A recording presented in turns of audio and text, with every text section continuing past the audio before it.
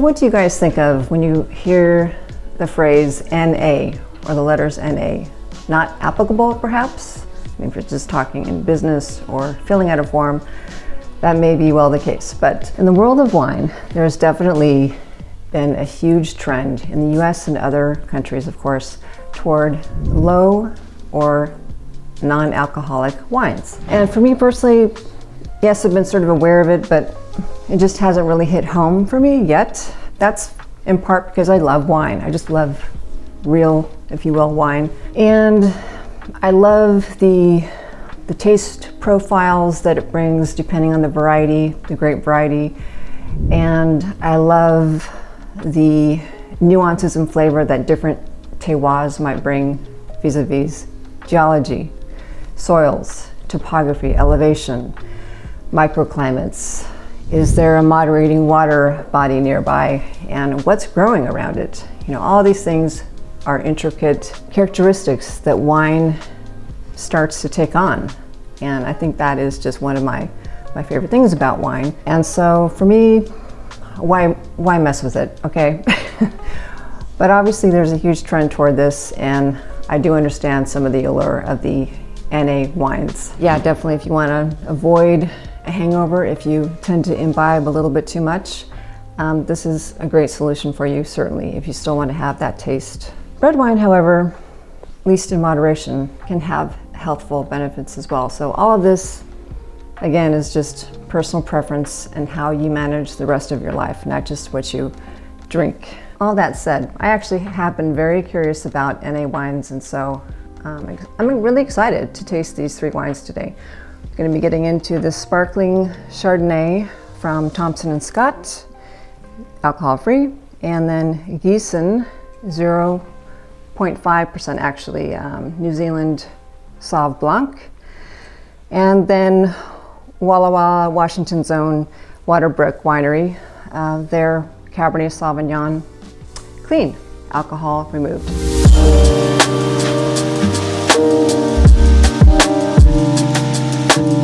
So it's a really interesting way that all of this happens. Basically, the wine is made in the traditional manner, with the grapes fermented into still wines, and then there can be aging after that if desired. And then the dealcoholization method is applied. Then rebalancing with grape juice concentrates, carbonation, different other methods may be applied which may restore body sweetness and mouthfeel, creating the final NA product. Okay, so how in the world is step 2 done? This dealcoholization process, say that 10 times fast.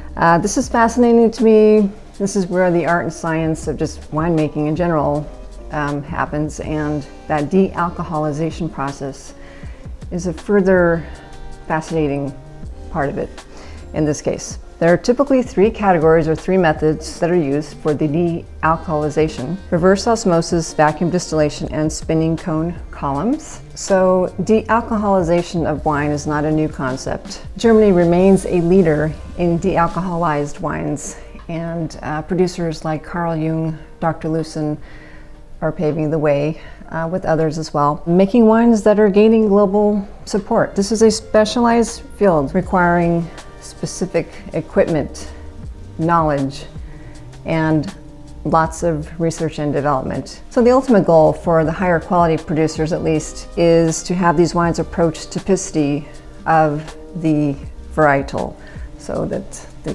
varietal tastes like that authentic, real wine that has not been dealcoholized, whether it be Riesling, Sauvignon Blanc, Cabernet Sauvignon, a beautiful red blend, what have you.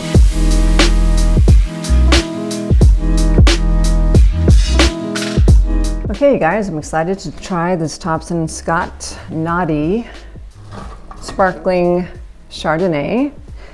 This company is out of London, but I'm gonna guess they had this dealcoholized in Germany because it was bottled in Germany. In any case, very excited about this. And this is gonna fall into the 0 alcohol category.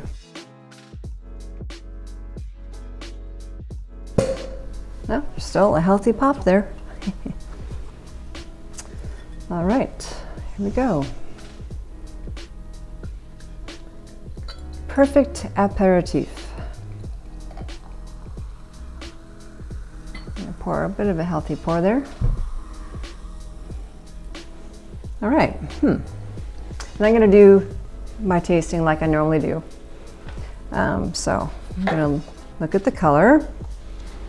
And this is exhibiting beautiful golden straw hues and beautiful bubbles, actually.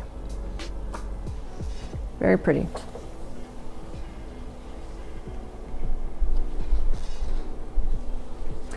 Let's take a sniff, shall we? Let's see. Something that's trying to be kind of that tinge of brioche. I'm sensing maybe some, even some tropical notes, maybe.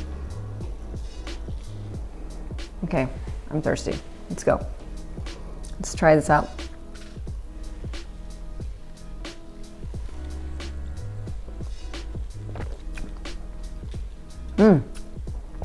This is crisp, vibrant,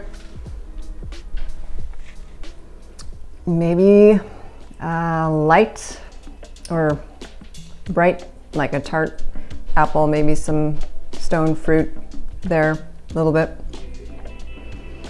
Bright, effervescent, very refreshing, and really tastes delicious. So definitely a very nice alternative to an apple sparkling, you know, Martinelli's. No offense, Martinelli's, but you know. And it's 0% alcohol. I'm impressed. Actually, I'm impressed. That is really beautiful.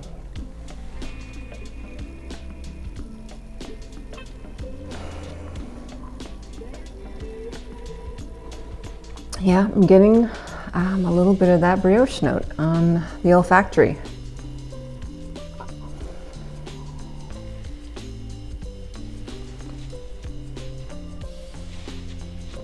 There's something right there when I first start the taste. Definitely stone fruit or something like that. Dry though, dry. And very pleasant. This is really good. Okay. All right, one more sip for the road.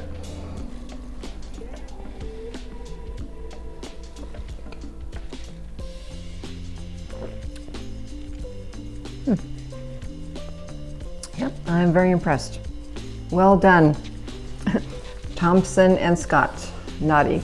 Okay, next up, Giesen Sauvignon Blanc from New Zealand wine. This actually has 7% grape juice and 93% dealcoholized New Zealand Sauvignon Blanc wine. So contains less than 0.5% alcohol by volume. Yeah, so I'm excited to try this. Let's get into it.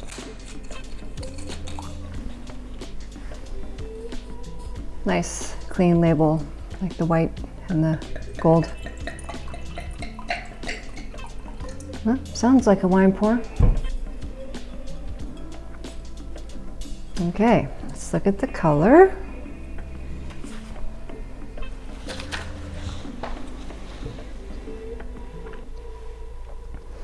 Well, it's reminding me of our sparkling wine. It's got a really pretty golden straw color to it, tone. Very pretty. Okay.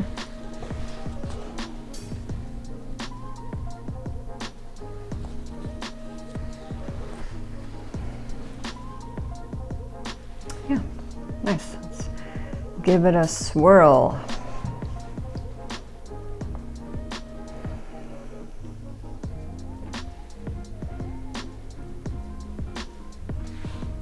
Okay, not sure. I'm not getting too much yet on the nose.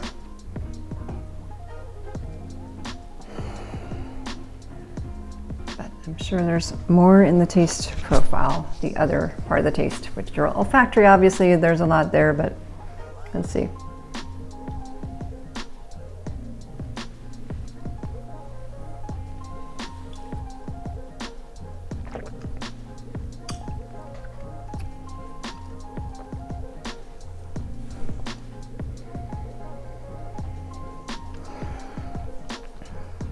Okay, I'm getting hints of a little, just hints, not not strong, some tropical notes there, some tropical vibes there, but it's very, just a wisp of it. Getting more on the olfactory now though, that I've tasted with the mouth, the palate.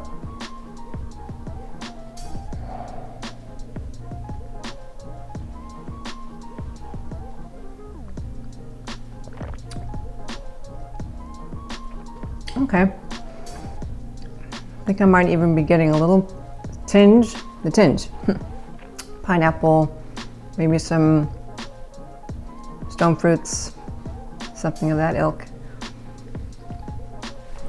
This tastes really nice though. I think it is definitely an excellent effort, I would say. Not that I'm an expert on NA wines by any means, but this is my first taste of these wines ever. So this is legit. I really am liking this, and I would know that it's not a true Sauv Blanc, but this is a wonderful alternative if you don't want to have a glass or two and go drive home, whatever, don't want to do Uber, or you just want to take a day off from alcohol, you know, or take a week or a month, whatever. So great alternative. That's beautiful color, very refreshing, crisp, bright, nice acidity. Yeah, I'm getting more tropical notes as I, you know, swirl and let it open up.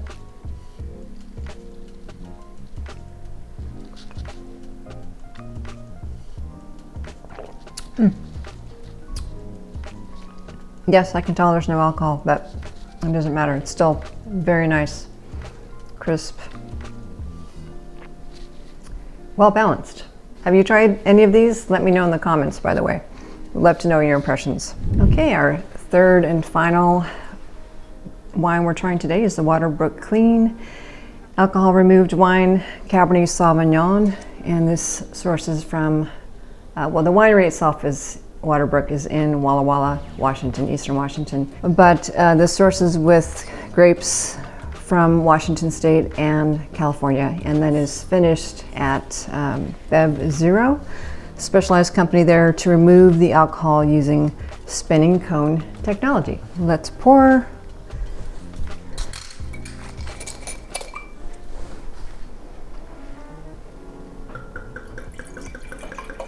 Sounds good so far. Okay.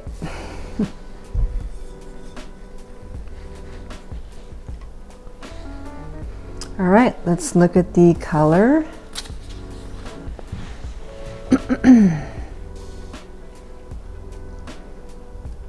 Oh, really pretty kind of ruby garnet color there.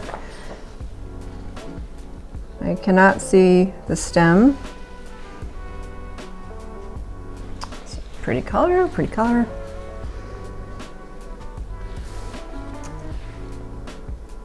Let's see, let's swirl. Oh, in case you wanted to see.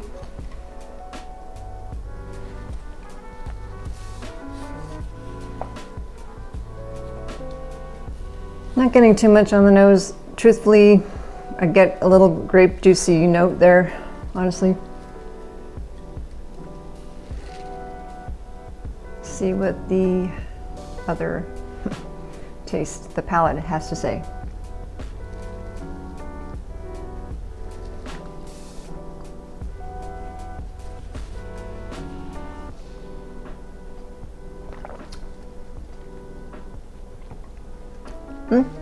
Definitely some red fruit here. Maybe red plum. Maybe a little raspberry. Would kind of hope for dark plum and some blackberry with a Cab Sauv, but not bad. Now I'm getting little wisps, little notes of something trying to be like oaky essence.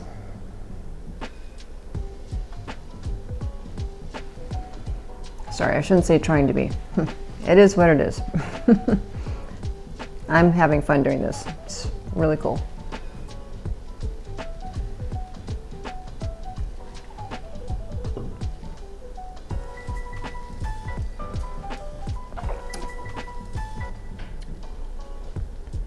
It's got a pretty good mouthfeel.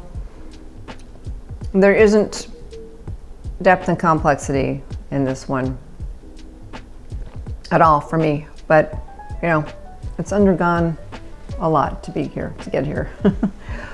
So cut it a break. And still very pleasant tasting. For me, it's more grapey than anything else, but not unpleasant at all. And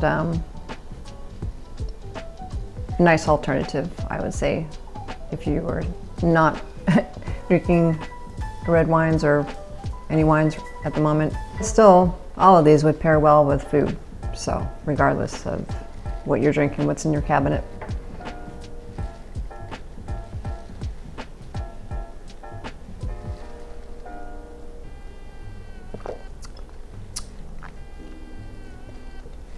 It's not what I would call a Cab Sauv, but it's still a good effort and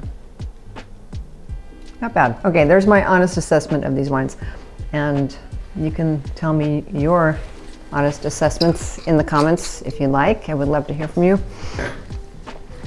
But with that, we are at the conclusion of our tasting and exploration into NA and AF wines and the process. And it was hard for me to not go deeper into the process, so hopefully that was interesting for you. I can go a little too far sometimes, get into the weeds, my video editor says, but you know, this stuff is interesting to me, so I kind of hope that some of you out there think the details are interesting as well. So that's my hope anyway. Anyway, hope you enjoyed this journey into alcohol-free and NA wines. And if you enjoyed this video, please subscribe, please like, and we'll see you in the next one. And everyone take good care. I'm going to bring back my sparkling Chardonnay. Thanks for watching.